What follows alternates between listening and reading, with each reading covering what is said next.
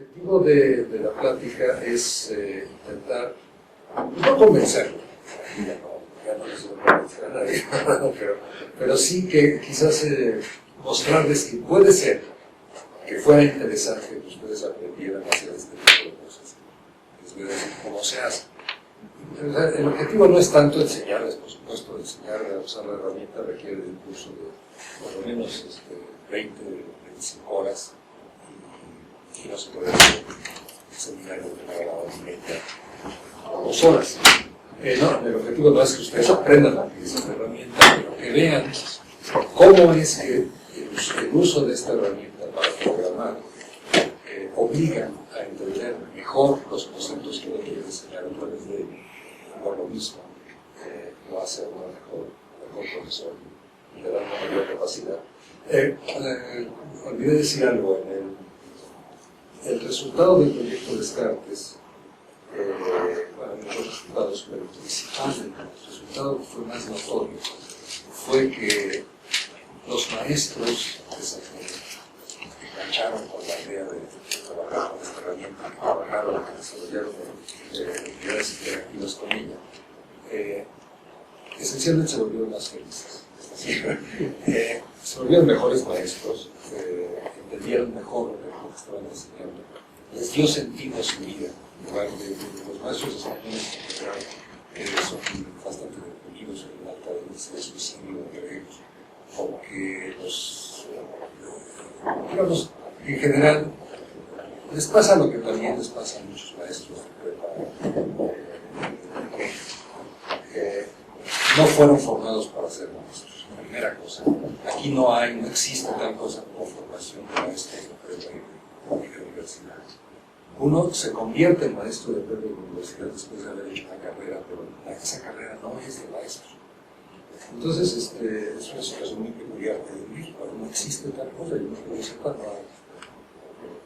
Digo, para maestros de secundaria, yo que sí hay. Lo mismo pasa en España. En España también se estudia una carrera, después tienen que estudiar algunos cursos de didáctica y pasan un examen. Pero, en general, es gente que no quería ser maestro, no necesariamente no quería ser maestro, sino que su primera opción en la vida no era ser maestro, sino que querían ser investigadores o académicos de algún tipo, y acabaron siendo maestros. Entonces por un lado no están haciendo lo que ellos hubieran querido al principio, la mayoría de ellos. Pero además, los alumnos en España son sumamente irrespetuosos, son agresivos. ¿Nada más en España? Más que aquí, sí, yo sé, pero varía, pero son muchísimo más respetuosos en México. Es una realidad también que hemos podido constatar. Son realmente terribles. Y les digo, hay un alto índice de suicidio. Bueno, pues resulta que entre los profesores que tomaron el curso de Descartes y lo aprovecharon y todo eso, realmente se volvieron felices, de verdad. O sea, estaban contentos haciendo lo que hacían, se volvieron mejores maestros. Tienen todo un proyecto de vida de continuar haciendo este tipo de cosas. Esa es una de las cosas que a mí, teniendo esa experiencia, no estoy hablando de ojalá que las cosas fueran así. Vengo de un lugar donde sí hubo una experiencia positiva, clara en ese sentido y bastante masiva. Aquí estamos acostumbrados a hacer hipótesis, decir, no, es que si hacemos esto, vamos a hacer esto, y todo verlo en el futuro, pero no estamos basándonos en experiencias reales. Estoy hablando de una experiencia real que viví, que además fue sorpresiva porque el objetivo del proyecto de Descartes no era el objetivo era hacer materiales para los alumnos. Se hicieron materiales para los alumnos y eso tuvo algún efecto positivo también, pero el efecto más positivo y mejor fue hacer los maestros. Entonces esta es una de las cosas que quiero compartir con ustedes. El doctor Cervantes sabe algo de este tema, de este asunto, tal vez esté interesado en que promovamos el uso de esta herramienta entre los propios maestros, tutores o lo que sea aquí, creadores de materiales, etc. Bueno, vamos a entrar en materia. No voy a simular una clase, no es eso lo que estamos haciendo, pero sí vamos a entrar en el tema de la teoría cinética de los gases. Esta imagen, como ustedes saben, de alguna manera les debe decir algo acerca de la teoría cinética de los gases, ¿no? O sea, es una ilustración típica que se hace de la teoría cinética de los gases. ¿En qué consiste esta teoría? La teoría dice que un gas, ya sea aire, oxígeno, lo que sea, encerrado en un tubo, que en este caso podemos pensar que es un cilindro, con un pistón que se puede mover a izquierda o a derecha, tiene adentro gas, y ese gas está formado por partículas que representamos como circulitos perfectos que chocan entre sí. ¿Okay? De ese modelo, haciendo estudios de mecánica estadística, a finales del siglo XIX, Maxwell y Boltzmann encontraron una serie de características, resultados que tenían que ver que eran como resultados de la mecánica y que encajaban perfectamente con las observaciones que se habían hecho de esto, que aumentar la presión y disminuir, que aumentar la presión se disminuye el volumen, que aumentar el volumen disminuye la presión, que la temperatura está de alguna manera relacionada con el producto de la presión con el volumen. Todas esas cosas fueron descubrimientos experimentales.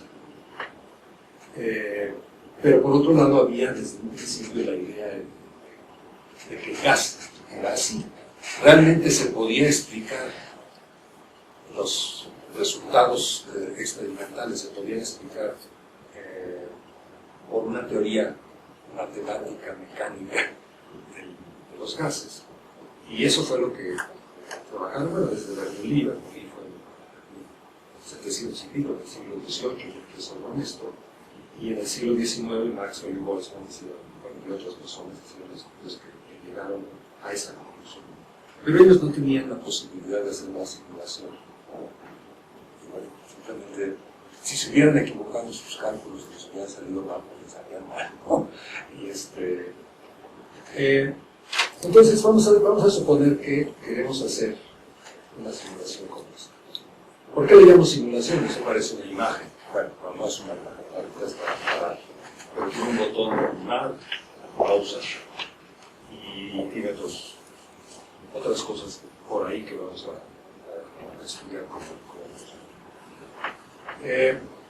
la idea es que esas pelotitas se muevan, chocan entre sí, y de ahí, de los choques de las pelotas entre sí y de los choques de las pelotas con las paredes del recipiente, reduzcamos o encontremos cantidades como la presión, esencialmente la presión, y damos la energía cinética del sistema, y veamos cómo se comporta ante los choques. Preparé algo que también nos va a permitir estudiar algo que tiene que ver con la entropía, que es una medida del desorden de los sistemas termodinámicos o de mecánica estadística, si lo podemos ver. Lo que hice fue generar, estas partículas tienen una velocidad, ahorita están detenidas, pero tienen una velocidad, nada más que solamente la mitad de abajo tiene velocidad, la mitad de arriba no tiene velocidad, está parada. De hecho, esta es la distribución de las velocidades. Es un diagrama de barras, que ahorita nada más tiene dos valores. En el cero, o sea, todas las partículas que están paradas están en el cero. Y todas las partículas que tienen una cierta velocidad están en ese lugar. Estoy midiendo la magnitud de la velocidad y les puse a todas una magnitud de la velocidad fija, pero con distintas direcciones aleatorias. Bueno, ¿qué creen que va a pasar si yo pico el botón? Se van a mover. Se van a mover, por supuesto se van a mover. ¿Cómo se van a mover? ¿Cuáles se van a mover? Nada más las de abajo. Las páginas de abajo, nada más. No, a las de abajo les puse velocidad. Es lo que dije. Van a golpear a las de arriba. Van a empezar a golpear a las de arriba y eso va a hacer que las de arriba empiecen a moverse también, ¿verdad? Eso es lo que se espera. ¿Qué tan rápido se llegará a una situación de caos total? O sea, con el tiempo, pues todas van a ser alcanzadas, ¿no? Tengo 200 partículas, pues no las tienen que contar, son 200 partículas, y aleatoriamente se eligieron sus colores. Todas tienen la misma masa, todas tienen el mismo tamaño. Nada más los colores son para poder visualizar, seguirlas, poder seguir alguna y ver cómo chocan. Entonces, vamos a echar banda. Fíjense cuáles se mueven al principio, porque esto evoluciona muy rápidamente. Entonces, tienen que fijarse.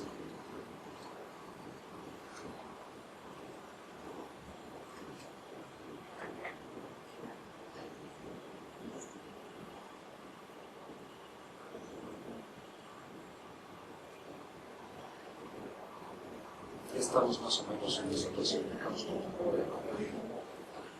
¿Qué observar? Las partículas de abajo empezaron a moverse, empezaron a subir a las de ellas, a chocar. Y de hecho, no sé si se dieron cuenta que hubo un momento en que arriba había más partículas que abajo. Sí. O sea, como las de arriba estaban paradas, esas no se movían, y las de abajo, algunas subían, y entonces eso hizo que se hiciera una especie de ola en la que arriba había muchas partículas, y después de un rato ya más o menos hay el mismo número de arriba y abajo. Ese fenómeno que observamos, nadie lo predijo, ¿verdad? Lo hubieran podido predecir, pero ahora ya lo vieron, ¿verdad? Ahora ya saben que eso puede pasar.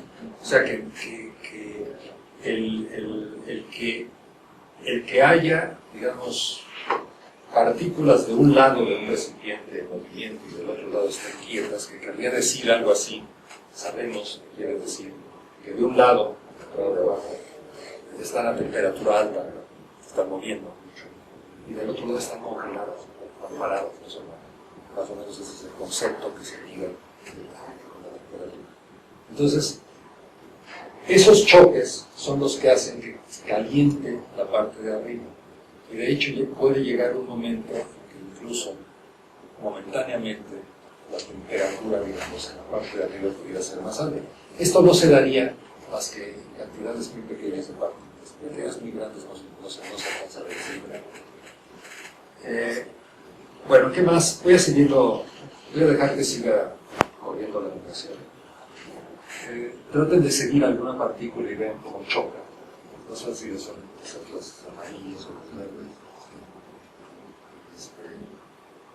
Los choques están perfectamente calculados, son choques elásticos y pues, una partícula choca así, pues el choque se produce como se produciría en bolas de billar, el mismo estudio que se vio de las bolas de billar. Noten que algunas van muy rápido y otras van muy despacio. Aquí arriba tenemos una distribución de velocidad. Vamos a ver qué es eso. En un momento dado, el diagrama de barras es la distribución de velocidades, de magnitudes de velocidades que tienen las partículas. ¿Okay? Fíjense ¿se acuerdan cómo empezamos? Empezamos con una distribución muy marcadamente diferenciada, ¿no? Unas paradas y otras con una velocidad diferente. Y de repente se adquirió esta forma. Esta forma, pues tenemos muy pocas partículas, digo, no tenemos, ustedes no sé si saben cuál es el número de Avogadro, que es lo que había en una mole de, digamos, algo así como este cuarto, ¿cuántas partículas tiene? Tanto 10 a la 23, 10 a la 24, una cosa así, ¿no? Es un número enorme. Entonces, bueno, estamos haciendo una simulación con muy poquitas cosas. ¿Por qué no la hacemos con más? No, porque la cantidad de cálculos que hay que hacer con eso es tan grande que pues, esto no funcionaría. Pero bueno, mucho más potente de que la que había hace 30, 40 años. Esto no era posible hacerse hace 30, 40 años, excepto con grandes supercomputadoras de aquella época. Bien, entonces, se logra esa distribución que va variando. Y fíjense que esto es un fenómeno totalmente aleatorio y estadístico. ¿Qué creen que es lo que hay abajo de esta gráfica? Abajo de la gráfica de barras, ¿qué se ve? Un sombreado. ¿Cómo se ha logrado ese sombreado? Al principio no estaba. Lo que se ha logrado es que se va dejando un rastro, se va dejando un rastro semitransparente de cada una de las situaciones. Entonces, las que ocurren muchas veces se marcan mucho, las que ocurren pocas veces se marcan poco. Y claramente hay una frontera a lo largo de este curvo, ¿verdad?, que es más o menos lo que nos dice, esa es la media. En grandes números se debería comportar como esto, ¿verdad? Vamos a continuar. De hecho, ya está dibujada ahí una gráfica. Esa gráfica coincide, es exactamente lo que es la distribución de velocidades de Maxwell y Boltzmann que encontraron teóricamente. De hecho, esa curva es muy sencilla. ¿Saben ustedes cuál es su función? ¿Cuál es su expresión analítica? La curva de distribución de Gauss parecida. No es porque Gauss es simétrico. Está simétrico. Pero tiene que ver con ello. Tiene que ver, o sea. Bueno, a ver, no quiero un nombre, quiero una expresión analítica. Los que saben estadística a lo mejor dirían, pues esta es la distribución que es alguna cosa similar, que no creo que sea esa. De hecho, no sé cuál es. En términos de estadística no sé cuál es. Pero en términos analíticos, en términos de la función de X, sí sé cuál es. ¿Cuál creen que sea? O invéntense una función. Una exponencial menos 1. Exponencial. 0 vale 0. ¿Cómo? ¿Perdón? Una exponencial a la X menos 1. ¿E a la X menos 1? No. 0 vale 0. E a la X menos 1 después de E a la X o con la X arriba. De todas maneras es un corrimiento o a la izquierda o hacia arriba o hacia abajo. De la exponencial, que además es así. La exponencial negativa, sí, la bolita esa sí tiene que ver con una especie de E a la menos X. Pero en 0, pues pegaría por arriba, ¿no? Entonces hay que multiplicarla por algo que suba poco a poco. Algo que sube así, pues ustedes saben lo que es, ¿no? Claro, X cuadrado. Entonces ustedes multiplican X cuadrada por E a la menos X y le ponen un par de parámetros y los ajustan a que encontremos que se ocurre. Esa es la distribución de Maxwell. Es bastante sencilla. X cuadrada por E a la menos X. En realidad, una constante por X cuadrada por E a la menos X entre otra constante. Ajustando los parámetros de esta distribución. Ahora, lo maravilloso de esto, y es lo mismo que sucede, por ejemplo, con la distribución normal, es que es un resultado totalmente estadístico. O sea, yo no, o sea, la gráfica azul sí, me la cuchareé y la puse, no, pero la gráfica roja no está cuchareada. La sombra esa roja es el resultado de unos cálculos que están hechos en este programa. En cada momento calculamos la distribución de velocidades que había después de los choques que se habían dado y obtenemos que la media, el medio largas, esa es la distribución. Eso pues es bastante sorprendente. La gaussiana también se pueden hacer experimentos similares con la computadora, más fáciles que esto, con una caminata aleatoria, o sea, con muchas caminatas aleatorias, y ver cómo los distintos sitios a donde llega una caminata aleatoria tienen una distribución que cada vez se parece más a la distribución normal. Entonces son simulaciones muy bonitas de hacer, que vale la pena hacer a pie, porque es muy fácil hacerla con los programas de estadística, pero eso se resuelven a uno las cosas y no le permiten a uno enfrentarse con la problemática de las constantes, de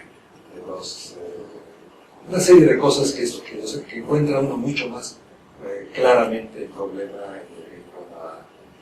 el fondo del asunto. Lo encuentro uno mucho más en el programa a pie y desde cero. Bueno, ¿qué más podemos saber de este asunto? Vamos a seguir este.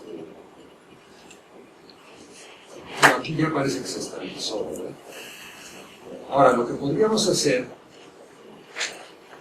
es cambiar el volumen. Aquí tenemos que, vamos a ver primero, de nuevo, vamos a analizar un poquito los valores que están aquí escritos de la lista.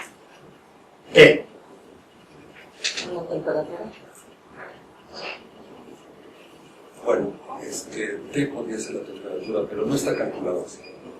T está calculado, fíjense, si ustedes se fijaron, no cambió, cambió muy poco.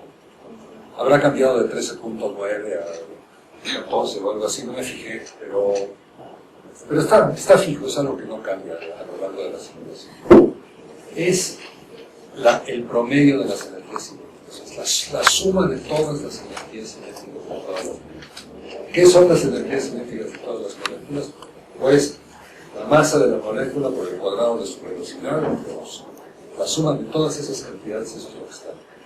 No está cuchareado, está calculado así. Desde el inicio, bueno, pues simplemente es algo así, como les estoy dando la misma velocidad inicialmente a todas, pues es n sobre 2, donde n es el número total de partículas, multiplicada por t cuadrada sobre 2. ¿Por qué sobre 2? Porque nada más a la mitad de mi velocidad, a las otras de velocidad cero. Entonces esa debería ser la energía total, pero el chiste es que se conserva a través de los choques. Si yo hubiera hecho trampa y aquí hubiera puesto el cálculo de la energía inicial y no el cálculo de la energía en cada momento, y cometo un error al calcular los choques, pues no me estaría dando cuenta. Por supuesto, muchas veces me equivoqué al programar. Programar un choque de dos partículas no es fácil. O sea, hay que encontrar qué hay que hacer. Hay que encontrar, primero, que están chocando, es decir, que ya están superpuestas una con la otra. Después hay que regresarlas hasta el momento del contacto. Ver el plano tangente, el plano en el que se toca, o bien la perpendicular. Con eso, descomponer las dos velocidades que tiene en las componentes tangencial y perpendicular. Las componentes perpendiculares son las que se comportan de alguna manera, es decir, las que intercambian algo entre ellas. Pero las componentes tangenciales no, las componentes tangenciales rebotan algo así, se va así, ¿no? Si dos pelotas rebotan yendo así, pues su velocidad en aquella dirección no cambia. La que cambia es la velocidad en la dirección perpendicular, que es la velocidad de la dirección tangencial. Entonces eso hay que hacer un cálculo, es un cálculo que se estudia en la prepa, haciendo un choque elástico. ¿Cómo se estudia? Pues se ve que se tiene que conservar el choque del momento lineal y la energía.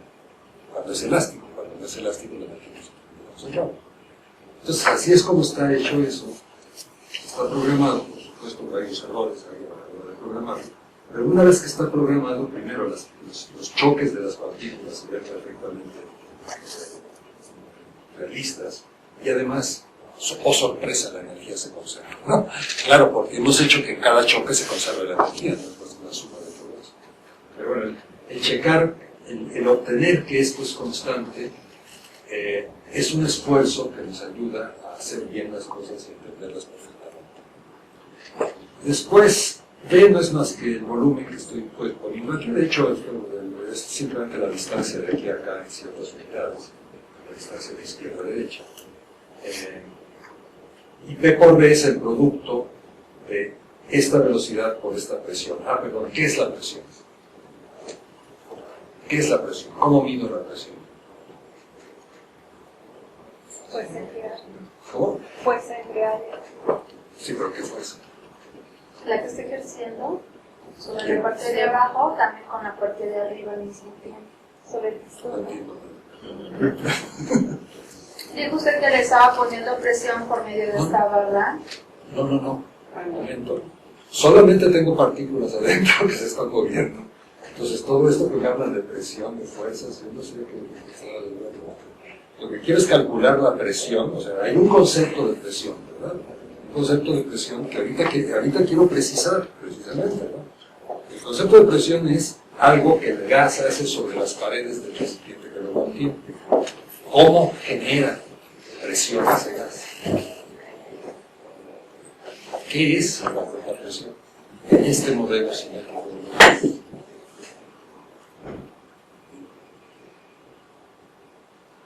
Pues el choque de las partículas en las paredes, ¿no? ¿Perdón? El choque de las partículas en las paredes. La presión se genera con los choques de las partículas en las paredes. Efectivamente. ¿Cómo? ¿Cómo lo calculamos?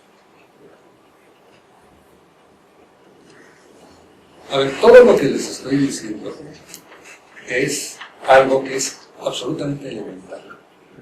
Nada de lo que hay aquí tiene ni integrales, ni nada que el estilo. Todas son matemáticas de la chica. Lo más difícil es el choque elástico.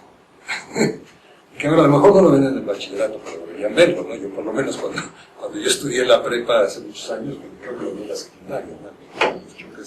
Los choques elásticos se ven desde la secundaria, se veían. Ahora no, porque la secundaria la bajaron a segundo de secundaria y ya no pueden hacer trigonometría, y entonces sin trigonometría la física vale sorprende. La física es platicada, ¿no? Sin trigonometría la física es bla bla bla. Sin matemáticas la física es bla bla bla. Entonces, para eso ese es mi parte de entonces, aquí es muy sencillo, ¿no? Tenemos que definir de alguna manera razonable la presión. El volumen está fácil, ¿no? Digo que de profundidad el área es 1, me da igual, ¿no? De hecho lo que tenemos aquí es una simulación plana, no tridimensional. Entonces, el volumen pues lo simulo simplemente con la distancia del pistón que voy a poder mover de derecha a izquierda.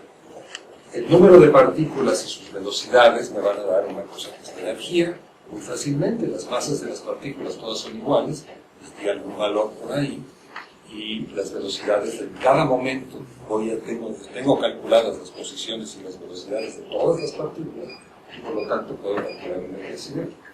Ahora la pregunta es cómo calculo la presión eléctrica.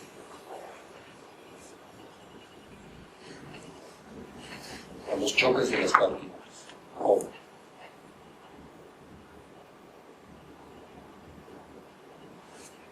Vamos a ¿Con los rebotes que dan? ¿Perdón? ¿Con los rebotes que dan? Sí, con los rebotes en las paredes.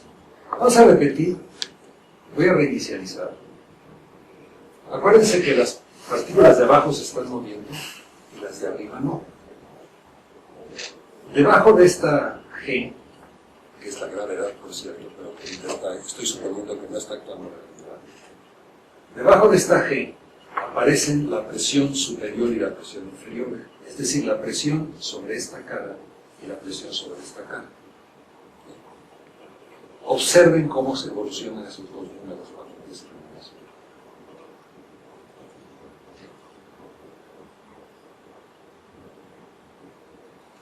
¿Qué ocurrió?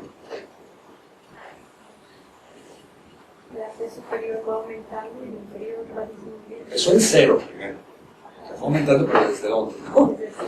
Empezó en cero, ¿verdad? Y luego fue aumentando y ahora ya están estabilizadas esas unidades. ¿Qué quiere decir? ¿Por qué fue cero? Vamos a ver. Porque no había choques. Porque no hay choques, efectivamente.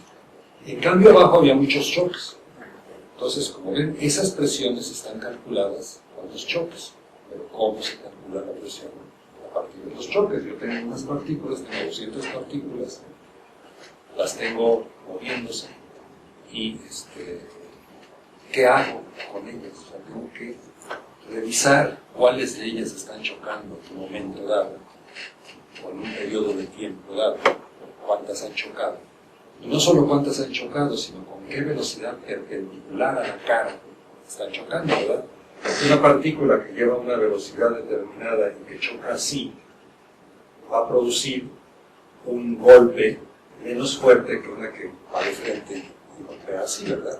Entonces lo que importa es la componente perpendicular al plano en el que estoy calculando la presión. Si el plano es el de arriba, bueno, sí, el plano en el que voy a calcular la presión, o sea, en realidad el programa está calculando en todos los planos, pero es fundamentalmente, el plano del pistón. Este es el plano en el que estoy tratando de concentrar para calcular la presión. Entonces, tengo que ver en un momento dado cómo se hace una simulación de estas. Vamos a empezar un poquito más adentro. Lo que tenemos que hacer es, tenemos que dejar pasar un instante de tiempo, o sea, una unidad de tiempo muy pequeñita. O sea, vamos a tomar una unidad de tiempo muy pequeñita. Vamos a dejar pasar una unidad de tiempo muy pequeñita. Y entonces vamos a dejar que todas las partículas se muevan de acuerdo con la velocidad que llevan, la distancia de corte, ¿verdad? La velocidad por el tiempo. Ese es el movimiento que van a tener. Si alguna partícula está al moverse, después de moverse, choca con la pared, es decir, ya su posición más el radio de la partícula está a la derecha de la pared, quiere decir que ya chocó. ¿Sí? Entonces, ¿qué hago en ese momento? Bueno, registro que ya chocó, hago que rebote, o sea, está rebotando en las paredes. ¿Cómo hago que rebote? Pues es muy fácil hacerlo rebotar. Lo único que tengo que hacer es voltearle. No hay un pizarrón aquí. No, ¿verdad? Es terrible. ¿Qué pasó con los pizarrones? Ya es puro ahora. Bueno, ni modo, lo tendré que platicar. Cuando la partícula llega aquí, lo que hace uno es, puede uno saber exactamente de dónde venía, porque se va moviendo con velocidad constante, ¿verdad? Entonces, sabe uno a qué distancia estaba de la pared. Pues la ponemos exactamente a la misma distancia, pero abajo, digamos, reflejado por ese tipo de. Geométricamente lo que hace la partícula es venir acá y chocar. Cuando está adentro, lo que hacemos es que la traemos aquí y la golpeamos para este lado. Y además le cambiamos su componente de la velocidad en X, la hacemos aquí. Eso es lo que se hace. Digo, adentro así está programado, o sea, exactamente se hace ese cambio de velocidad y se hace ese cambio de posición para que la partícula... Si simplemente se cambia la velocidad de la partícula, el problema es que va a volver a estar ahí, le vamos a volver a cambiar el ciclo y se va a quedar ahí atorado. Entonces, eso es algo a lo que hay que enfrentarse cuando uno programa eso. O sea, la idea es simplemente cambiarle la velocidad. Pero insisto, si lo cambia uno, pues se le quedan uno atoradas las partículas. Entonces hay que darse cuenta por qué es que se quedan atoradas, cómo resolver ese problema con el afino. Bueno, pero a ver, estábamos yendo hacia la presión, entonces cada choque de estos produce hay un cambio de momento lineal en la dirección. ¿Qué? Un cambio de momento lineal. Ese cambio de momento lineal, en el periodo de tiempo que ocurrió esto, calculo todos esos cambios de momento lineal. Y el cambio de momento lineal es igual a la fuerza por el tiempo. Es decir, si yo divido ese cambio de momento lineal por el incremento de tiempo, me va a dar la fuerza media que se estaba empleando en ese momento.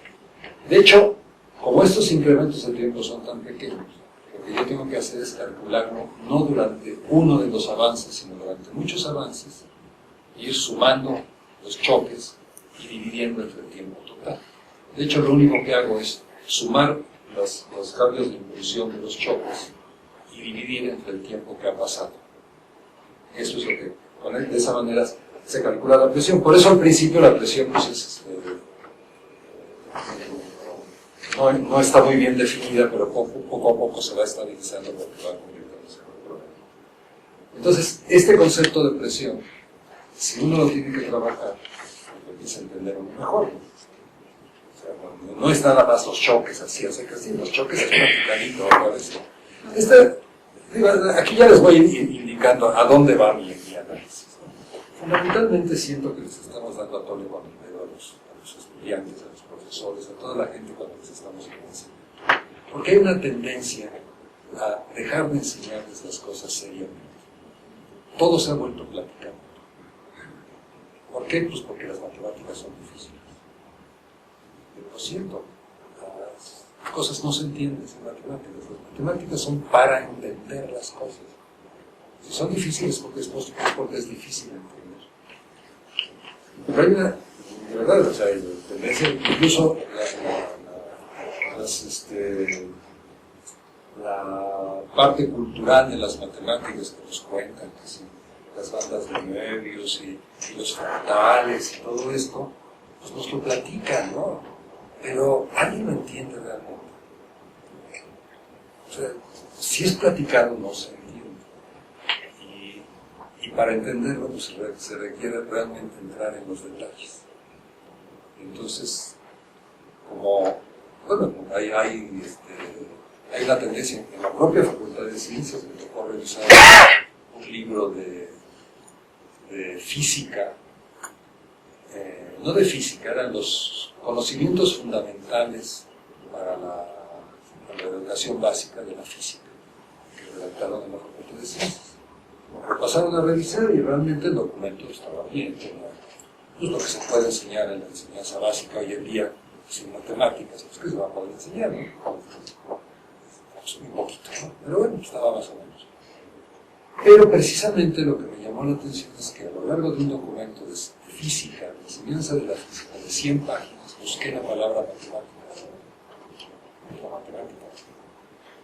¿Cuántas veces creen que apareció en todo ese documento la palabra matemática? Ninguna. 100 veces. ¿100 veces? ¿Ninguna? ¿Cuántas debía haber aparecido? En varias ocasiones. En varias ocasiones, ¿verdad? Apareció en 3 ocasiones, nada más 3. Una, para decir, la física no es como la filosofía, la literatura y las matemáticas. La física trata del mundo real. Bueno, o sea, que las matemáticas ya me las pusieron en un lado pues, un poquito sospechoso, ¿no? Y las otras 2 veces la mención era para decir que había que enseñar esto sin formalismos matemáticos. Exactamente lo contrario de lo que estoy diciendo. Es decir, hay que evitar los formalismos matemáticos. ¿Por qué? Porque asustan a los alumnos. Bueno, señores, perdónenme, pero estamos haciendo mucho daño, no solo en México, en todo el mundo, a los estudiantes, a los profesores, a los padres de profesores, con esta actitud. ¿Qué jugamos? ¿Realmente creemos que las matemáticas no son necesarias para entender la ciencia, para ser ingeniero, todo eso? Nosotros no enseñamos matemáticas, ¿no? Pero si vamos a enseñar matemáticas, o vamos a enseñar física, ¿vamos a enseñarla sin matemáticas? Yo creo que no. Yo creo que de verdad es un crimen lo que se está haciendo hoy en día. Además, la idea, el problema viene de que las matemáticas, como se han enseñado últimamente, bueno, todo esto es mi opinión, yo no represento a nadie. Vengo del Instituto de Matemáticas, y en el Instituto de Matemáticas habrá 3 o 4 personas que piensan como yo, los demás seguramente dirán algo diferente, ¿no? Lo que se hace cuando se enseña matemáticas es que hay varias tendencias. Una es axiomas, teoremas, definiciones, axiomas, teoremas. Pero lo importante es razonar, la deducción lógica, primero la deducción lógica. Lo cual sí es muy importante. Pero francamente, en mi opinión, eso no es más que un 10% de las matemáticas. Y además, es mejor aprenderlo después, porque si uno lo aprende antes, luego ya no quiero aprender nada más, porque ¿dónde están los axiomas? ¿Dónde están las definiciones? Por ese camino nunca nadie ha llegado a la verdad. O sea, las matemáticas que son útiles, que se usan en todos, se inventaron de otra manera, no a través de ese sistema. No digo que no sea importante, un 10% de importancia, no un 100 ni un 90%. La otra forma en que se enseñan las matemáticas es a operar. ¿Sí? Vamos a atacar un problema, resolver un problema y no. El problema, cuidado, hay que ponerle los datos, hay que ponerle y hay que decirle al alumno de ese problema, ojo, hay un problema resuelto parecido en la parte del libro, se consulta, no te vayas a enfrentar con él así de golpe, ¿no? Te vas a arruinar. Entonces al problema además se le pone una cosa que se inventaron los gringos que se llama hint, ¿no? Una sugerencia, porque no, otra vez el problema hay que suavizárselo al alumno, ¿no? Total, que el alumno lo que aprende es a ver, este problema es de tal tipo, para resolver este problema tengo que hacer esto y esto, agarro esta fórmula, la pongo aquí, estudio tales cosas y me sale. Eso es lo que queremos que los alumnos aprendan. Yo francamente creo que eso no, a mí no me interesa que un alumno se pase eso, para nada. No es eso lo que me interesa. Me interesa que se enfrente con un problema con el que no se ha enfrentado nunca antes y sea capaz de verdad enfrentarlo con todo lo que pruebe mil cosas hasta que encuentre una manera de entenderlo y realmente resolverlo. Pero no enseñamos a entender en el sentido verdaderamente para lo que son las matemáticas. Matemática significa, el origen de la palabra matemática tiene que ver con aquello que se puede entender. No tiene que ver con números, con algo así. Matemáticas es aquello que se puede entender. Matemata es aquello que se puede entender. Ese es el origen de la palabra. Es decir, si ustedes se fijan muy bien, lo único que somos capaces de entender son matemáticas. Lo demás son datos, son hechos. Nos cuentan, nos dicen que se puede aprender un poema de memoria, ¿no? Pero cuando se aprende algo, cuando se entiende, para entender, cuando se entiende algo es, entiende uno, por ejemplo, una relación causa-efecto. Eso normalmente tiene, al menos de una manera muy trivial, tiene un aspecto matemático, ¿no? Causa-efecto, ¿no? Generalmente lo que entendemos son relaciones cuantitativas, por ejemplo, de proporcionalidad, ¿no? A mayor dinero, más ricos, más impuestos le cobran, lo que sea, ¿no? Esas relaciones de proporcionalidad que uno aprende, pues son más o menos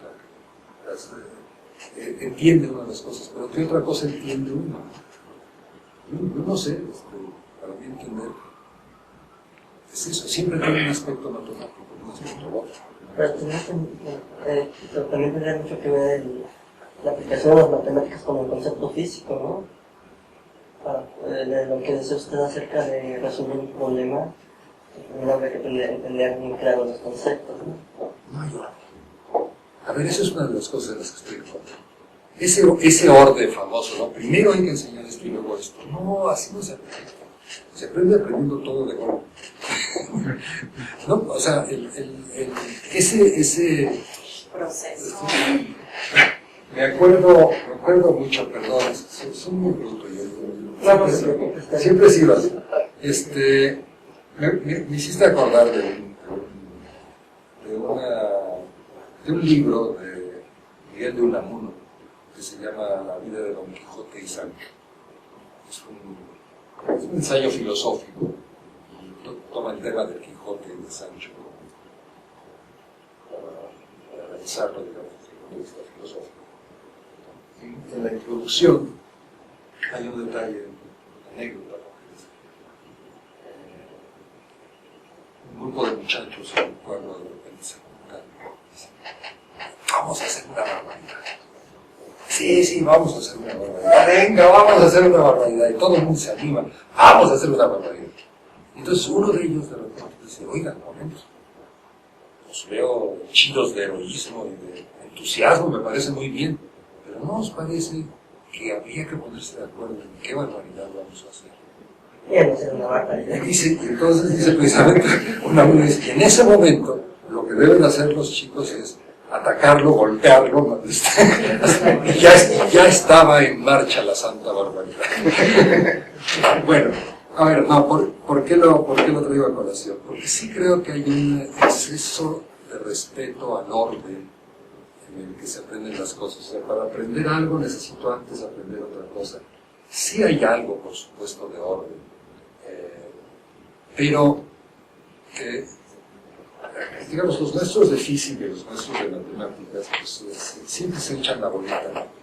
Yo no puedo ver esto de física con matemáticas porque no han visto las matemáticas necesarias. Y los de matemáticas, pues yo no puedo enseñarles esto que tiene que ver con la física porque no entienden los conceptos de física.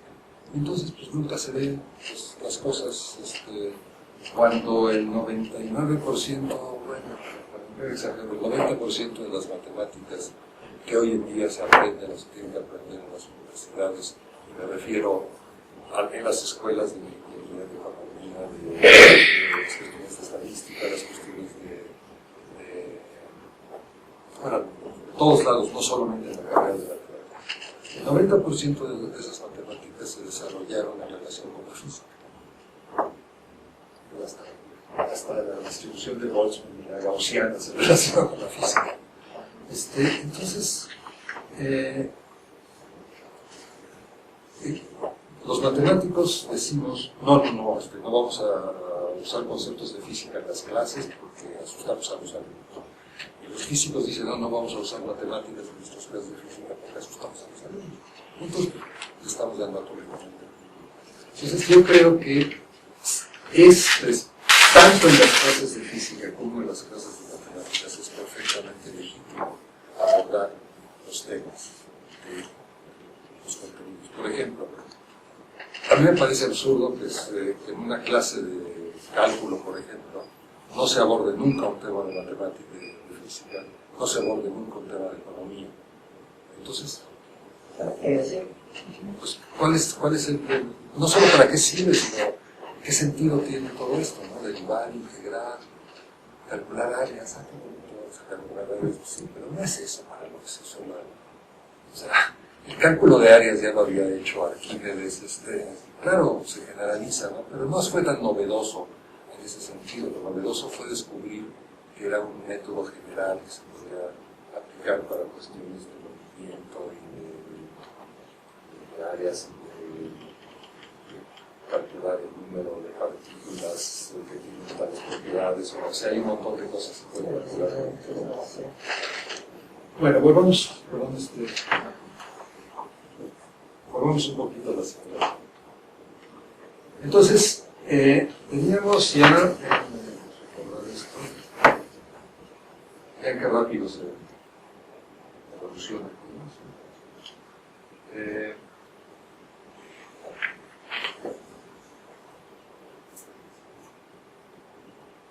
Ok, ¿qué más podemos hacer aquí?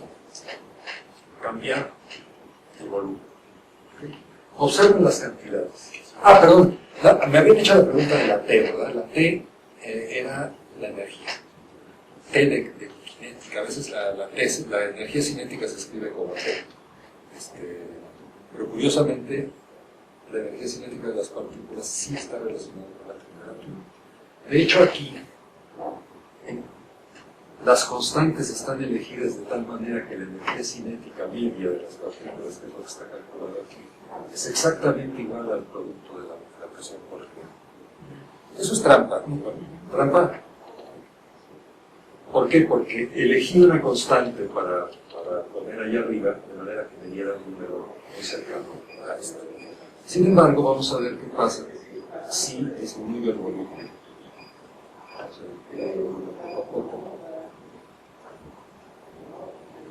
¿Qué está pasando? En el sistema, ¿verdad? ¿Perdón? ¿Qué pasó al disminuir el volumen? La presión aumenta. La presión disminuyó el volumen, pero aumentó la presión. Y el producto P por B vuelve a ser más o menos igual a la energía cinética. El único problema es que la energía cinética cambió un poquito. Esto se debe a que en el momento en que estoy haciendo para acá, estoy arrastrando las partículas y no estoy respetando sus velocidades en ese momento. Debía haberlo hecho para que se conservara el volumen. O de hecho, lo que debía haber ocurrido es que las velocidades aumentaran un poco, la energía debería haber aumentado un poco. ¿Por qué? Porque es distinto que una partícula choque contra una pared en reposo que choque contra una pared en movimiento. una pared en movimiento adquiere mayor velocidad del rebote que la que tenía antes. Al adquirir mayor velocidad en ese rebote, la energía total del sistema va aumentando. Entonces, en realidad, eso es lo que hace que la temperatura aumente. Aquí la simulación no está bien hecha, todavía tengo que trabajarla para que tenga este efecto. Pero me doy cuenta por qué es, porque no estoy respetando ese movimiento que tiene que hacerse poco a poco. Pero lo que sí es interesante es que el producto de presión por volumen se mantiene igual a la T. Si la temperatura fuera igual, resulta que presión por volumen sería una constante. Si mantuviéramos la T igual, y eso es la ley de los gases ideales, que de hecho no es perfectamente válida, o sea, si esto lo programáramos muy bien y lo lleváramos a los extremos, nos daríamos cuenta que hay una pequeña variación, no es exactamente P por B igual a T, sino que hay una ley, no me acuerdo de quién se llama, de Laura, bueno, es ligeramente distinto a esa fórmula. Pero bueno, todo esto sale de la medición, o de la simulación. ¿Qué otra cosa?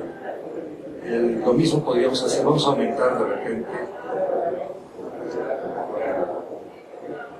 Voy a detener para que me deje aumentar a 10. De repente, jalé el pistón. Ahí sí, lo jalé tan rápido que no se dieron tiempo las partículas de... Entonces, la T no debe haber cambiado y sin embargo, ahora, ¿qué va a pasar? Entonces, la entropía es una medida de qué tan ordenadas están las cosas. Cuando jalé el pistón, estaban muy ordenaditas las cosas, porque estaban de un lado todas. Pero ahora ya es un desorden. Entonces, la entropía es la medida del desorden que hay en las cosas. El concepto de entropía es complicado, los más complicados que hay, pero tiene que ver mucho, si lo piensa uno desde el punto de vista estadístico, tiene que ver con el orden o el desorden de las cosas. Cuanto más ordenadas están las cosas, menor entropía. Bueno, entonces esto, y la multiplicación de la presión por volumen sigue estando igual a la T, ¿verdad? Eso es una de las cosas que sí logramos.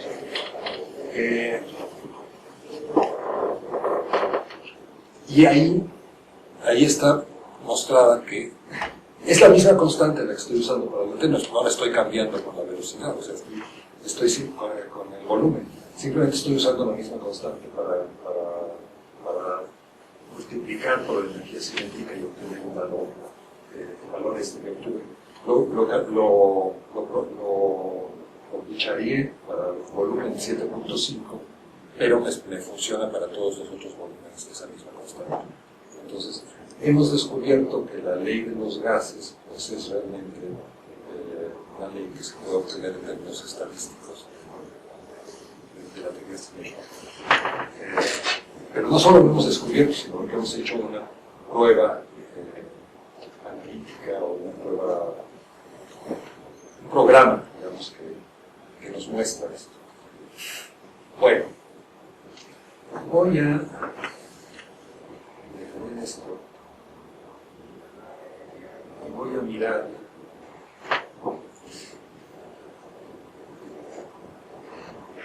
algo muy parecido. Vamos a echarlo aquí.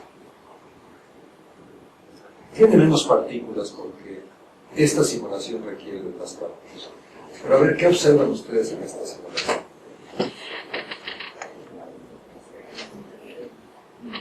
En los choques, a ver. Bueno, sí, Hay tiene menos más rebote. variedades, ¿Tiene mayor elasticidad A ver, eso de elasticidad. o de rebote, mejor dicho? Los botes son diferentes, ¿verdad? Sí. Los otros son botes como rígidos, que chocan bajo.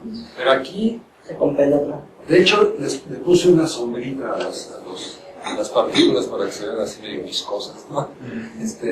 Nada más es una sombra, es una sombra. Pero en realidad lo que pasa es que las partículas se repelen una a la otra.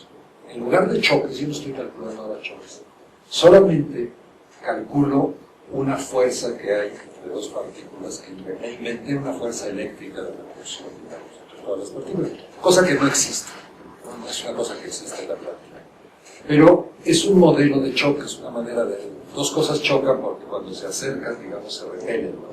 Pero se empiezan a repeler desde antes de que entrar en contacto, ¿no? De hecho, al entrar en contacto no hay... Al entrar en contacto no pasa nada, sino que siempre aumenta la repulsión y finalmente acaban por realizarse estos choques.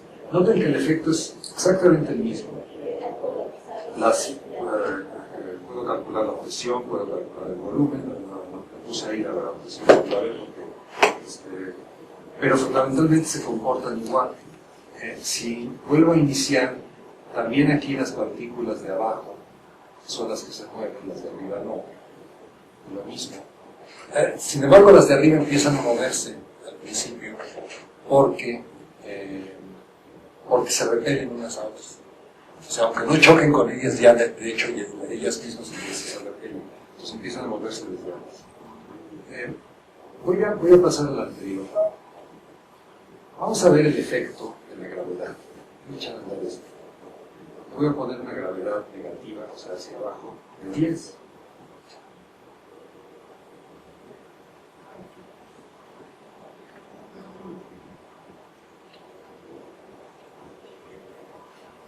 Esperamos un rato. Primero hubo una cosa así como un desorden ahí, ¿verdad? ¿Por qué? Porque eso de repente es un gas y de repente de repente es una vida. Por eso como si aceleraras el gas, como estuvieras acelerándose continuamente, ¿no? Entonces, finalmente hay como más partículas abajo y además, más que nada, más importante, es que las de abajo llevan mayor velocidad que las de arriba. Porque si uno sigue una partícula, tiene un tiro se mueve en tiro parabólico, en realidad ya no se mueven en tiro, se mueven en tiro parabólico. ¿Sí? Y se van acelerando, entonces cuando chocan con la cara de abajo, chocan más fuerte. Aquí la presión calculada de la misma manera, la presión de abajo es mayor que la de arriba. Mejor es esto, no es es una simulación en la que estamos obteniendo los resultados usando las matemáticas, no estamos probando a otra cosa con ello, ¿no? No estamos inventándonos o haciendo una simulación dibujada. Bien, ¿qué otra cosa podríamos encontrar a la programación? Esta es otra forma entonces de programar. ¿Cuántos de ustedes no saben absolutamente nada de física y dirían, no, yo no, la física para mí, bueno? Valiente, que lo dijo, no sé, hay alguien más, no tan valiente, pero que también está en la misma situación. O sea, cuando hablo de energía, todo el mundo entiende, pues no, tú también entiendes. Energía cinética, eso sí. Entonces todos más o menos se mueven a la física. ¿Y a las matemáticas? Perdón. ¿También? O sea, sí son de matemáticas y de física. Pues hay de todas las áreas, de humanidades también. Hay de humanidades también. Perfecto. Es que bueno. Bueno, es que ahora vamos a entrar ya a las tripas de esto. Vamos a entrar a las tripas. Al entrar a las tripas, voy a abrir el editor con el que fue creada esa escena. Esa escena, todos sus datos, como lo que he puesto para que no se fijen en la escena de atrás, en esto que está aquí. Todo lo que está ahí está aquí. Como ya están familiarizados con la escena, les voy a explicar cuáles son los elementos que hay. De esta manera, bueno, no pretendo, insisto, no pretendo enseñarles a usar Descartes, esto es Descartes, esta es la herramienta de Descartes. No pretendo enseñarles a usar Descartes. Traten de verlo sin miedo, sin angustia, no tienen la obligación de pasar un examen con eso. Sino simplemente traten de entender cómo es que se hizo todo aquello a través de esto. Aún si no es necesariamente para que algún día lo aprendan, sino para que vean cómo es que el proceso de hacer esto obligó a realizar ciertas cálculos y entender las cosas más a fondo de lo que normalmente lo hace uno. Primero hay dos espacios, E1 y E2. ¿Qué son los espacios? Son ventanas, son cuadros. Son dos espacios distintos que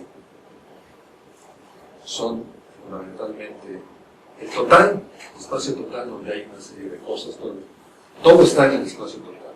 Y hay otro espacio que es donde están las partículas. Este es el otro, son dos. Vamos a verlos. El primer espacio tiene color de fondo gris. Este es su color de fondo. Es este el color de fondo que está aquí. No especifica su X, Y, ancho y alto, y eso quiere decir que ocupa todo lo que puede ocupar. El segundo espacio sí tiene unas coordenadas en píxeles, de donde comienza 150 Y, que se miden desde aquí. Son 150 y 200 de arriba para abajo. Eso es lo que es la... Digo, no les voy a enseñar todos los detalles, pero quiero que vean cómo se relaciona una cosa con otra. El ancho y el alto, pues el ancho son 600 píxeles y el alto 360. 600 píxeles de ancho, 360 de alto. El ancho total son 960 o 350, creo, y el alto total son... Digo, son en esta escena, porque eso es algo que lo puede configurar, ¿no? Pero eso ya está en el antemano, ya lo configura.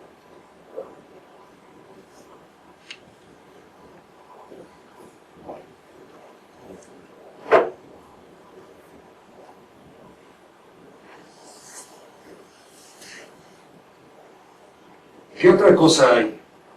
Lo del lado izquierdo no me hagan caso, eso es algo que no corre. Hay unas cosas que se llaman controles.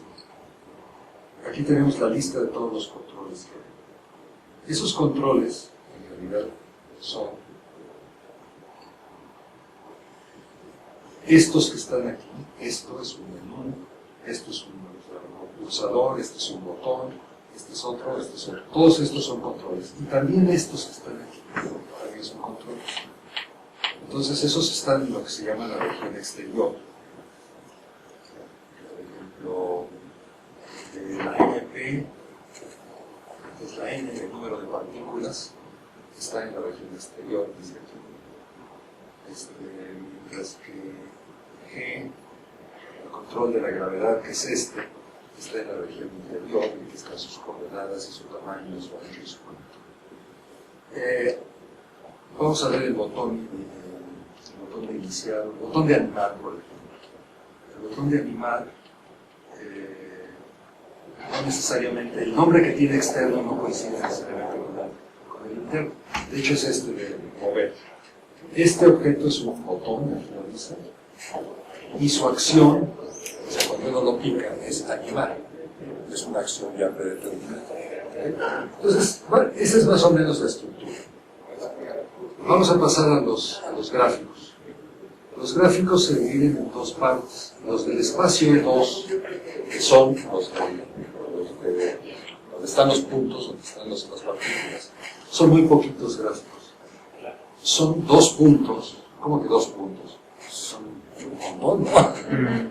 Bueno, son familia de puntos. Es una familia de puntos con el parámetro yendo de 0 a n-1, donde n es el número de partículas, y estas son las coordenadas de todos esos puntos. Ahí es donde estoy guardando los valores de los puntos, de las coordenadas de las partículas. Entonces esto es muy sencillo, simplemente le digo píntalos con un cierto ancho ahí, un tamaño que le doy aquí, que también está predeterminado. Aquí está la expresión para el ancho. Generalmente casi nunca ponemos números explícitos que se pueden poner sin expresiones que se evalúan para darnos el valor que queremos determinado.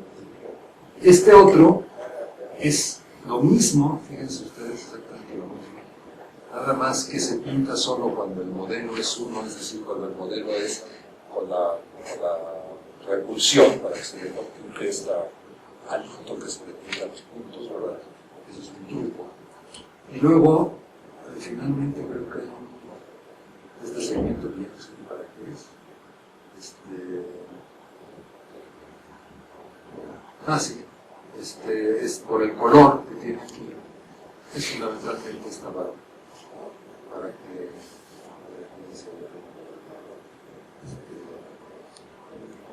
entonces, así todo corresponde, todo está perfectamente, son objetos simplemente que uno crea los objetos, los configura y hace algo. Donde la cosa se pone más chunga es donde tiene uno que programar cosas, que es fundamentalmente aquí en las definiciones.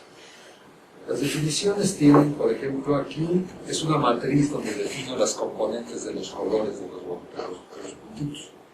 Ok, no me voy a meter a ello, pero son con cantidades entre 0 y 1, define la cantidad de rojo, verde y azul que tiene cada color. Entonces este es el primer color, y así sucesivamente el segundo, el tercero y el cuarto color. Y esto lo hago para cuando he elegido un color, pues, lo mando a pintar. ¿Dónde lo mando a pintar de esta manera? Pues aquí. Aquí estoy usando precisamente el color correspondiente, ¿no? El color que esta matriz con de colores que estoy usando. Bueno, no quiero entrar en más detalles. Aquí está todo programado, son las matrices y los vectores son en donde guardamos los datos, y estas funciones son las funciones que hacen el trabajo. El trabajo más serio, por ejemplo en este caso se hace aquí, son las interacciones entre las partículas. Hay otra parte donde las partículas chocan con las paredes, eso se hace en otro lado. Pero aquí es simplemente, nada más quiero que entiendan esto que es uno de los detalles nada más. Calculo D2, ¿qué es esto? ¿Alguien me puede decir qué es esta cantidad?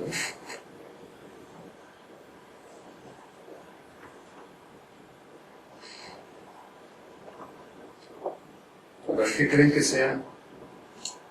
PJ de X. PJ como X. Es una de las partículas, ¿no? La posición no es una de las partículas. O sea, no es la partícula, no, la partícula no es un objeto en realidad. El objeto internamente está representado por una serie de características. Son las posiciones. Es la coordenada X, la abscisa de la partícula J. Y esta es la abscisa de la partícula K. No, estoy tomando la diferencia y elevando al cuadrado. Y luego, la diferencia de las coordenadas de las mismas partículas elevando al cuadrado. ¿Qué es esta cantidad? La distancia entre las partículas. El cuadrado de la distancia entre las partículas, por eso le puse D2. D1 sería la distancia, la raíz cuadrada. Aquí la estoy calculando. A ver, esto es la diferencia entre cómo lo hace uno en matemáticas y cómo lo hace uno en la computadora. En la computadora uno es mejor ir haciendo cálculos poco a poco, ¿no? Hago uno, luego otro, luego otro. ¿Por qué? Porque es igual de rápido que hacerlo de golpe. Y hacerlo de golpe requiere describir una expresión a lo mejor muy complicada. Pero esto no se puede hacer esto no es lo que hace uno en el pizarrón cuando enseña. La D la tiene uno que escribir todo, la raíz cuadrada, grandona, de tales bases y todo esto. Bueno, es la única diferencia que tiene, pero en el fondo son las mismas matemáticas. EP es igual a EP, bueno, ok, veamos pues. ¿Alguien reconoce esto? Esta parte de la expresión. ¿Qué creen que sea PJ masa? LJ masa. No lo dice claramente. ¿Energía potencial? No, PJ nada más. Sí, la masa de la partícula J. Esta es la masa de la partícula J. Esta es la masa de la partícula K. Multiplicado por la gravedad. Esta es la masa de la partícula K. Aquí tengo un paréntesis porque esta también la estoy usando para otra cosa. Pero nada más, olviden ese paréntesis de momento y vean esto. La gravedad por el producto de las masas entre la distancia es la energía potencial entre las dos partículas, ¿verdad? el potencial entre dos partículas cargadas del mismo signo. La G la puse como gravedad, en realidad sería una constante de Coulomb, no sé qué. Es igual. O sea, las dos G, la mayúscula y minúscula, siguen siendo gravedad. Son dos cosas O distintas. constantes. Esta G tiene que ver con la constante de gravitación universal, la que aparece en la fórmula de la repulsión o atracción en la atracción gravitatoria. Es repulsión antigravitatoria, digamos, estoy poniendo el mismo invento, ¿no? Y la otra, la G, es la aceleración constante hacia abajo, que además para afuera la puse muy alta para que se viera su valor, y entiendo que estoy dividiendo entre 10.000 para que tenga un sentido más físico, ¿no? Y entonces simplemente esta parte es la energía potencial de repulsión entre las partículas, y esta multiplicada por la masa es mg, mg por esto que es la altura, o sea, mg por h, es la energía potencial de la partícula. Entonces, como ven, a ver, lo complicado de esto es nada más ver cuál es la notación que estoy utilizando, que es necesariamente una notación más complicada de las fórmulas, como las enseñaron en la escuela, como las ven en la escuela. ¿Por qué? Porque estoy aquí manejando un montón de cosas, no nada más una. Entonces tengo que tener una notación para decir cuál es la masa de tal partícula, en cuál partícula estoy, en cuál es su masa, cuál es su posición, cuál es su velocidad. Aquí, esta es pues la velocidad. La velocidad horizontal de la partícula J. ¿Qué le estoy haciendo? Le estoy asignando su mismo valor menos la masa de la partícula por la aceleración. X. De hecho, esta aceleración debería haber calculado aquí. Está mal eso, porque esto es aceleración. O sea, esta masa está mal en el sentido de que esto debería haber estado aquí, multiplicando. ¿Ok? ¿Cuál es la razón que no lo puse?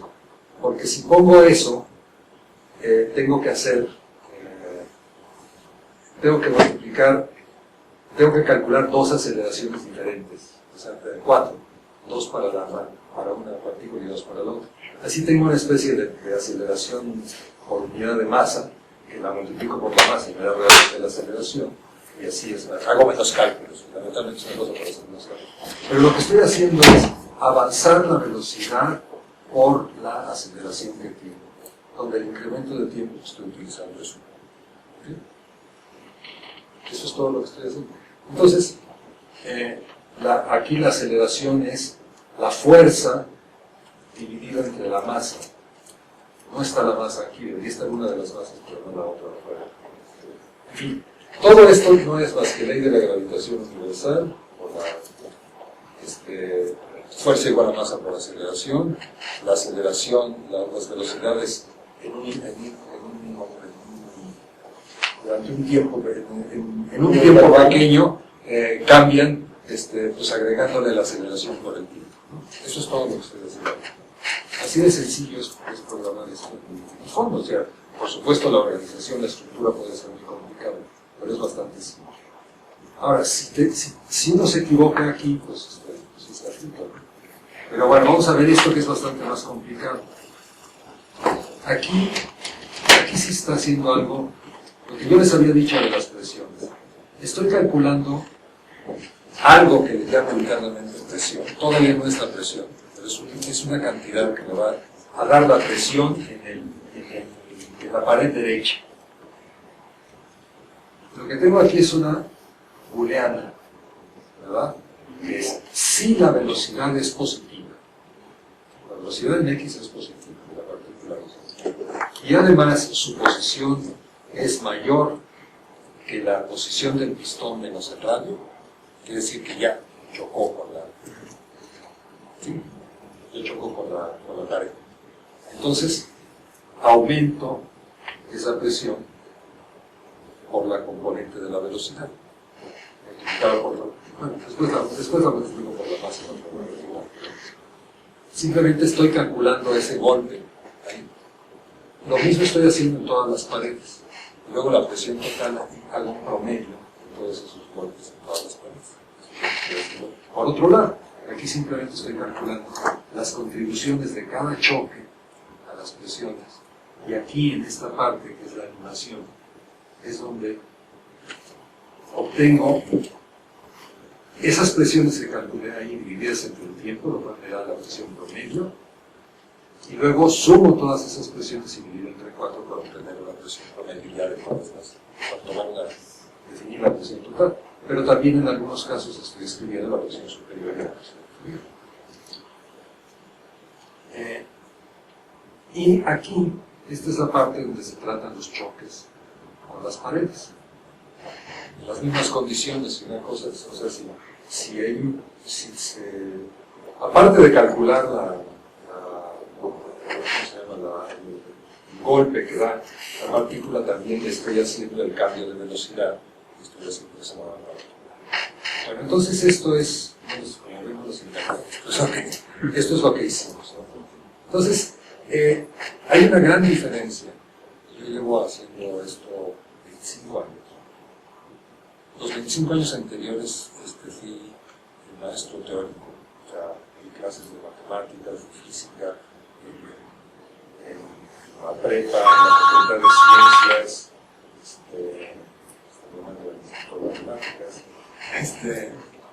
en la facultad de ciencias, en Guanajuato, en una escuela de ingeniería, en Estados Unidos, en Suiza. En fin, di clases en muchos lados durante 25 años de matemáticas. Yo creo que incluso no era mal maestro. Después descubrí la posibilidad de hacer simulaciones y vi que todo lo que enseñaba yo lo podía yo de alguna manera ilustrar con este tipo de cosas. Primero las programaba yo a pie, directamente en Pascal, en C, en lo que sea. Y después hacer una herramienta de programación que es este programa de Descartes. Estoy llevando 15 años haciendo esto con el apoyo del Ministerio de Educación de España y aquí también.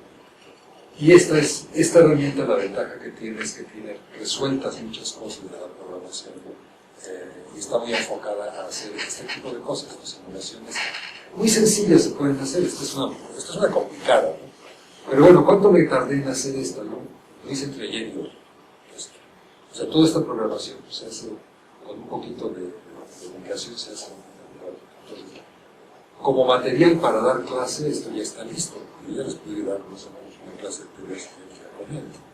Claro, como material de autoestudio le falta sugerencias didácticas, preguntas, a ver qué prueba hacer esto, qué observas, etcétera. Todo lo que hace uno verbalmente vivo, pues hay que hacer que el alumno lo explore él mismo. Y esa parte cuesta, pues, yo diría 10 veces más del tiempo de hacer la simulación, ¿no? Pero en esa parte, pues los expertos son los maestros, ¿no? Son realmente de enseñar ese tema y pueden saber cuál es la manera de enfocarlo y de enfrentarlo. Bien, pues eso es.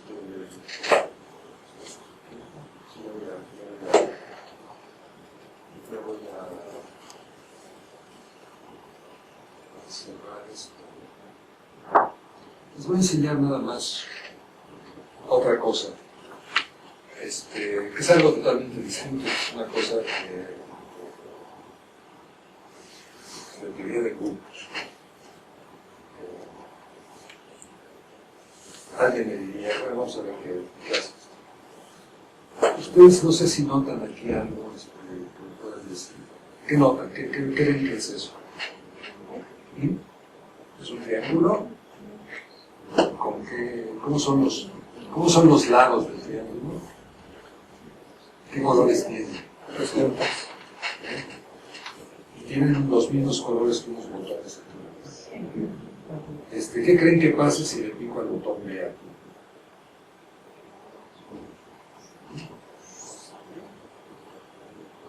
Se reflejó el triángulo con respecto al segmento de ese color. ¿Qué va a pasar si le pico aquí a C? Se va a reflejar.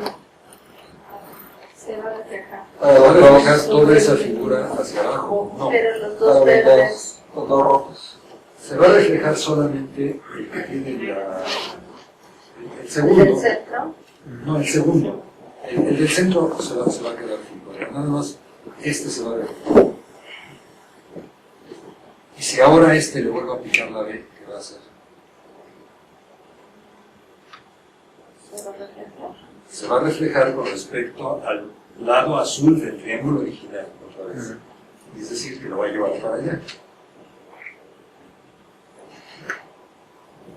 Y ahora, por ejemplo, si quiero llevarlo acá, ¿qué tengo que apretar? ¿Qué botón tengo que apretar? Para llevar este, que es el último. ¿Verdad? Lo malo es que tengo los dos últimos, pero el último es el que se va a mover.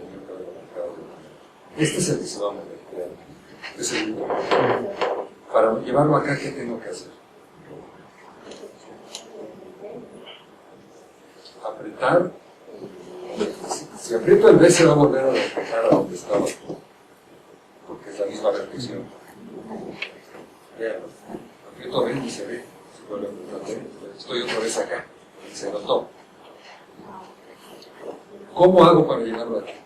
Se aprieta el rojo porque refleja sobre el eje. Porque va a reflejarse con respecto a eso. Entonces, el último que tengo lo estoy reflejando respecto a la original, el triángulo original con el color este. Para rellenar esto aquí, para traerlo de aquí a acá, con respecto a cuál lo tengo que ¿Al rojo? el rojo lo llevaría para acá otra vez. No, Entonces, el azul. El azul. O sea, para traer este acá tengo que reflejarlo respecto a esta línea azul. Ahora, ¿qué hago? ¿A dónde más lo puedo llevar, por ejemplo? ¿Qué pasa si le pico ahorita A o B? Ya nada más me voy a quedar por aquí. Entonces le tengo que meter ya una C. Si le pico la C, ¿qué va a pasar? Se va a reflejar. ¿Este a dónde se va a ir este punto? Y el otro, el verde. Se va a ir acá, ¿verdad? Y ahora, ¿qué tal que le pico a la... Si le pico a la A, ¿qué va a pasar? Se va a ir para acá. Si le picara a la B, ¿a dónde se iría? Por allá.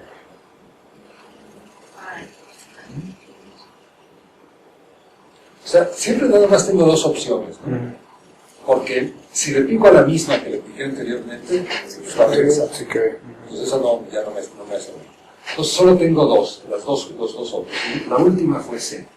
Si le pico a A, ¿qué va a hacer? Estamos en este. No, para abajo, porque se va a reflejar respecto a la horizontal. Y si le pico a la B, se va a venir hasta acá, ¿verdad? Y si ahora le pico a la A, se va a venir hasta acá. ¿Okay? Bueno, esto es un programita que estamos haciendo para estudiar teoría de grupos, para demostrar, bueno, el primer teorema que hay que demostrar, es que con estas, en cualquier punto del plano yo puedo llegar a él, llevar el triángulo a él con este proceso, únicamente con estas tres transformaciones que son las tres reflexiones. O sea que estas reflexiones llenan el plano, con distintas palabras, ¿no? Si pongo aquí A, B, C, D, A, B, C, pues hago una cosa tremenda, el mal me va a hacer todo el proceso que hice.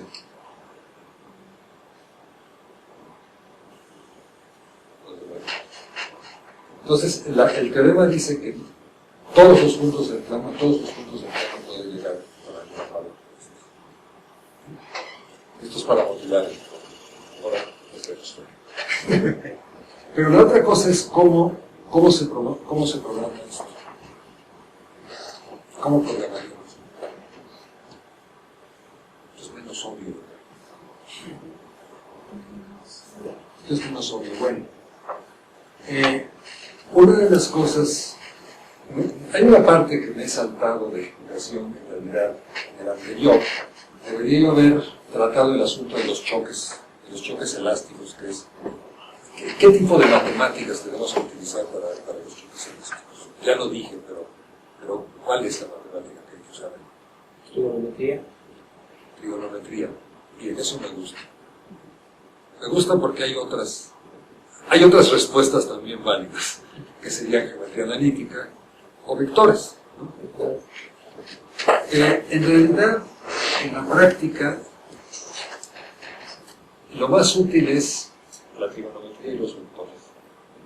La geometría analítica, en realidad, no hace mucha falta para este tipo de cosas, ¿no? Por supuesto, se pueden hacer cosas de geometría analítica muy bonitas, para las elipses, no sé qué, pérgolas, un montón de cosas, ¿no?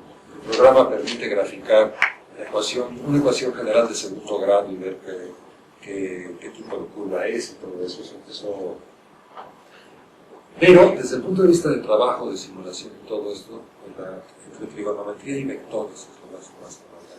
Es muy importante ser capaz, dado una dirección, encontrarla perpendicular, por ejemplo, normalizarla. O sea, esos conceptos de vectores en el plano, al menos, son de las cosas que he encontrado más útiles y que más vale la pena aprender. Pero hay otra cuestión aquí que también es muy importante, que es la geometría proyectiva.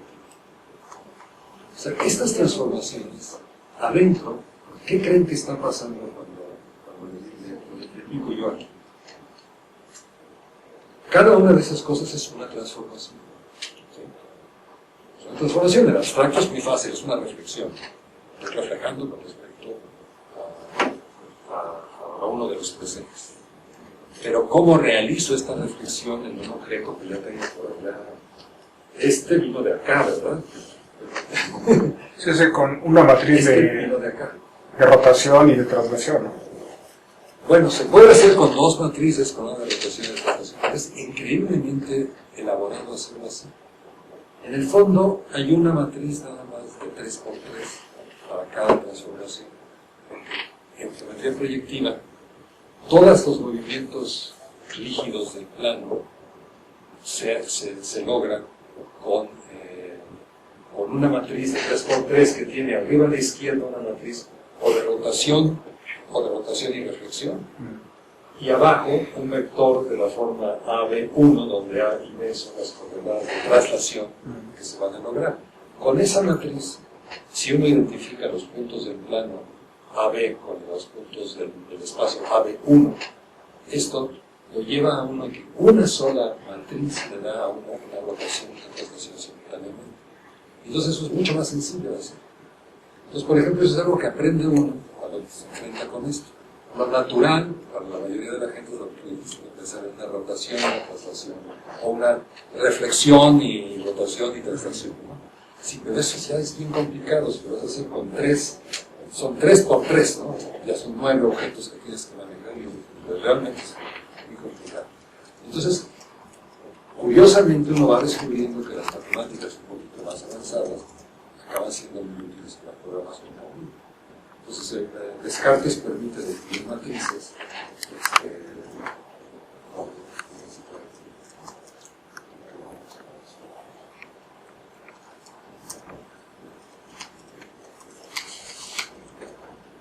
las matrices A, B y C, que son precisamente las que están puestas ahí. Aquí están. Fíjense, sería más bonito ponerlo así como en forma de matriz, ¿no? Pero, fundamentalmente, lo que tenemos aquí es una matriz diagonal arriba a la izquierda que tiene 1, 0, 0, menos 1. Eso es lo que tiene. Y luego, tengo una traslación aquí en esta parte, que es 0 menos 2, es una traslación por la 0 menos 2. Las otras matrices son un poquito más complicadas, pero fundamentalmente son una rotación con reflexión, todas son una reflexión y rotación, y una traslación por raíz de 3, 1, y la C es por menos raíz de 3, 1, la rotación y la reflexión. Eso es todo lo que hay que definir. Una vez hecho eso, todo lo demás se va aplicando. Algo de trámite interior, pero esta es la esencia. Fundamentalmente, el cálculo de la matriz final es si la palabra que tengo, la letra de la palabra es A, entonces multiplico por la matriz A. Si es B, multiplico por la matriz matriz B, y si es C, por la matriz C. A, B y C son 0 unidos aquí. Entonces, bueno, ya, lo voy a dejar aquí nada más con esto. Lo que he tratado es demostrarles que realmente si uno se mete a hacer este tipo de cosas, aprenden muchísimo. Yo realmente, yo no era tan mal matemático, pero creo que ahora soy mucho mejor después de 25 años de estar haciendo este tipo de cosas, porque realmente aprenden una de las cosas más increíbles. Les voy a dar un último ejemplo, ya cerrando esto, porque es realmente un ejemplo bonito. Ya ahorita no sirve para nada, pero cuando empezamos a programar hubo un momento en que quisimos hacer, por encargo del Ministerio de Educación de España, hicimos unos bonitos, unos objetos tridimensionales que se movían, que caminaban, los podía uno programar para que hicieran una serie de cosas. Esto fue antes de Toy Story, claro, ya cuando salió Toy Story directo y no la vas a así los luz de ello, ¿no? Pero, en aquella época las pantallas no tenían, ¿cuántos son? 256 al cubo colores, como tienen ahora, sino que había pantallas, estábamos trabajando con pantallas que tenían solo 16 colores.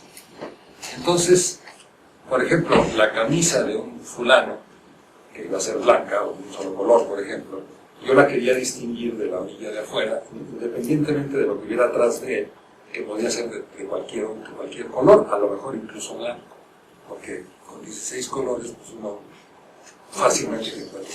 Entonces, si no le ponías una rayita aquí en la orilla, ¿qué pasaba? Pues se barría, ¿no? El blanco de esto con el blanco de atrás se veía igual. Hoy en día esto no pasa porque todas estas sutilezas de los colores, ¿no? Pero bueno, queríamos dibujarle una rayita. ¿Cómo diablos le dibujas una rayita a la proyección en 2 dimensiones de un objeto tridimensional en la orilla? No, a ver, todo esto está formado por cuadritos, ¿no? Cuadritos pequeñitos. Si le pintara la orilla todos los cuadritos, pues entonces verían una cosa manipulada y muy geométrica y no se vería bonita, ¿no? Entonces, ¿cómo se calcula, cómo se encuentra esa orilla? No se los voy a decir, pero la única clase que tomé de topología algebraica me resolvió eso. Hubo un momento en que dije, es la frontera de la variedad que es la producción. Es la frontera de una cosa que está formada por cositas así. Es uno puede, a cada arista uno le asigna un número, y si vuelves a pasar por él, en la dirección contraria le asignas un -1, y si vuelves a pasar por aquí le asignas un 1, o sea, haces un recorrido de toda la frontera. Entonces, haciendo eso, los que te quedaron con un 1 o con un -1 son la frontera, porque los de adentro tuviste que recorrerlos una vez en una dirección y otra en la otra, y tiene que haber dejado cero. O para, en el peor de los casos, un número 2, ¿no? Pero los de la orilla te tienen que quedar. Entonces, esa es la forma de calcular, ese es el concepto de frontera. Entonces, las matemáticas sí son maravillosas, ¿no? Pero sobre todo cuando están relacionadas con cosas que no entienden.